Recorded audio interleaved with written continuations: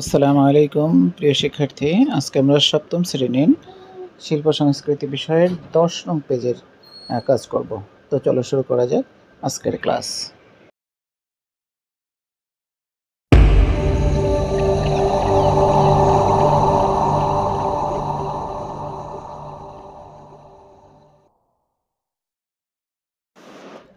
দেখো এখানে লেখা আছে, এই অধ্যায়ে আমি যা যা করেছি এবং আমার অনুভূতিগুলো লিখি।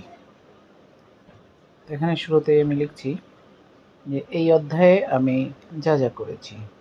প্রতিটি অধ্যায়ের কিছু কাজ আছে, কিছু নির্ধারিত কাজ করে থাকি আমরা। তো সেই কাজগুলো আমাদের এখানে লিখতে হবে এবং এই কাজগুলো করতে গিয়ে তুমি কি অভিজ্ঞতার সম্মুখীন হয়েছো বা তোমার অনুভূতিটা কেমন সেটা লিখতে হবে। তো এখানে আমি আমার মতো করে লিখেছি, তোমরা তোমাদের মতো করে লিখতে পারো। তুমি যে অভিজ্ঞতাগুলোর সম্মুখীন হয়েছো সেগুলো লিখতে পারো, তুমি কি কি কাজ করেছো সেগুলো লিখতে পারো। তো প্রথমেই আমরা এখানে লিখছি যে আমি যা যা করেছি, অর্থাৎ এই অধ্যায়টা বা এই অভিজ্ঞতাটায় আমরা কি কি কাজ করেছি সেই বিষয়গুলো আগে নিয়ে আসবো। তারপরে লিখব যে এই কাজগুলো করতে গিয়ে আমার অনুভূতিটা কেমন হয়েছিল। তো এখানে 1 নম্বরে লিখেছি যে আমি সুনির্মল বসুর বিশ্বজোড়া পাঠশালা এই কবিতাটা আবৃত্তি করেছি। এই কবিতাটা আমরা এখানে কি করেছিলাম, আবৃত্তি করেছিলাম, সেই কথাটাই আমি এখানে লিখেছি। এরপরে লিখেছি 2 নম্বরে লিখেছি, দেখো যে রেখা দিয়ে নকশা তৈরি করেছি। তারপর দেখো আছে 3 নম্বরে আছে রেখা দিয়ে বিভিন্ন জ্যামিতিক ও প্রাকৃতিক আকৃতি তৈরি করেছি।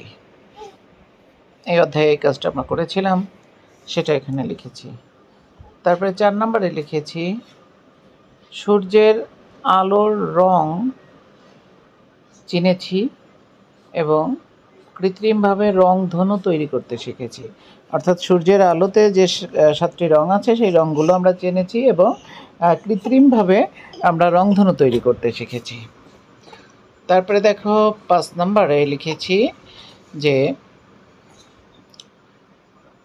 প্রাকৃতিক রং ব্যবহার করে ছবি এঁকেছি। প্রকৃতিতে যে রং পাওয়া যায়, বিভিন্ন ফুলের বিভিন্ন পাতায় বিভিন্ন রং থাকে, সেই রঙগুলো আমরা সংগ্রহ করেছি এবং সেই রঙগুলো দিয়ে কি করেছি, আমরা ছবি এঁকেছি এবং বন্ধু খাতায় সংরক্ষণ করেছি। সেই কথাটা এখানে লিখেছি। তারপরে দেখো 6 নম্বরে লিখেছি যে প্রাকৃতিক বর্ণচক্র তৈরি করে বন্ধু খাতায় সংরক্ষণ করেছি। প্রাকৃতিক বর্ণচক্র, যেটা ওই প্রাকৃতিক রঙগুলো পাই আমরা যেভাবে, সেভাবেই আমরা প্রাকৃতিক রঙগুলো দিয়ে একটা বর্ণচক্র তৈরি করেছি এবং সেগুলো বন্ধু খাতায় সংরক্ষণ করেছি। তারপরে দেখো এখানে করেছি আমরা 7 নম্বরে করেছি যে প্রাকৃতিক বিভিন্ন শব্দের মধ্যে সুর খুঁজে পেয়েছি। প্রকৃতিতে যে শব্দগুলো হয়, যেমন বাতাসের শব্দ, গাছের পাতা নড়ার শব্দ, এরকম প্রকৃতিতে অনেক কাজ হয়, নদীর স্রোতের শব্দ, এর প্রত্যেকটা জায়গায় একটা রিদম আছে, একটা সুর আছে, সেই সুরগুলো আমরা খুঁজে বের করেছি। এরপর দেখো যে আমি এখানে আমার অনুভূতি এই বিষয়টা লিখব, যে এই যে কাজগুলো করেছি এই অভিজ্ঞতায় আমি যে আমার যে অনুভূতি হয়েছে, কাজগুলো করার পরে আমার যেমন লেগেছে সেই বিষয়গুলো এখানে তুলে আনব। এখানে আছে দেখো যে আমার চারপাশের প্রকৃতি থেকে নতুন অনেক কিছু জানতে পেরে খুব আনন্দিত হয়েছি। প্রকৃতির অনেক বিষয় সম্পর্কে আমরা এই অভিজ্ঞতায় জেনেছি বা এই অধ্যায়ে অভিজ্ঞতা সঞ্চয় করেছি, সেটা লিখেছি। তারপরে 2 নম্বরে দেখো যে প্রকৃতির মাঝে এত নকশা আছে তা আমি আগে জানতাম না, এটা আমাকে খুব আনন্দিত করেছে।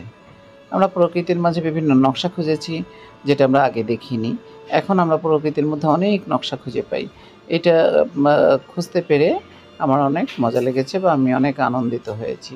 3 নম্বর বিষয়টা লিখেছি, দেখো বস্তুর ত্রিমাত্রিক রূপ বুঝেছি। প্রত্যেকটা বস্তুরই একটা ত্রিমাত্রিক রূপ থাকতে পারে, সেই ত্রিমাত্রিক রূপটা কি সেটা আমরা জেনেছি। দৈর্ঘ্য, প্রস্থ, উচ্চতা এই বিষয়গুলো আমরা জেনেছি, ত্রিমাত্রিক রূপগুলো জেনেছি, বিশেষ করে ঘনবস্তুর। তারপরে ৪ নম্বরে যে ৩টি বর্ণচক্র শিখে তার প্রয়োগ করতে পারায় আমি খুব মজা পেয়েছি, তাই না? বা খুব আনন্দিত হয়েছি। ৩টি বর্ণচক্র, এই ৩টি বর্ণচক্র ছিল যে বইয়ের মধ্যে সেই কাজগুলো আমরা করেছি, বন্ধুখাতায় সংরক্ষণ করেছি। এই বর্ণচক্র থেকে আমরা বর্ণ সম্পর্কে অনেক অভিজ্ঞতা সঞ্চয় করেছি। এটা করতে পেরে আমি অনেক আনন্দিত হয়েছি বা অনেক খুশি হয়েছি, মজা। এরপর রঙের গানটি শিখতে পেরে আমি অনেক খুশি হয়েছি। এই ছিল আমাদের আজকের ক্লাসের বিষয়। তো থ্যাঙ্কস ফর ওয়াচিং। আমাদের সাথেই থাকো। আল্লাহ হাফেজ। আসসালামু আলাইকুম।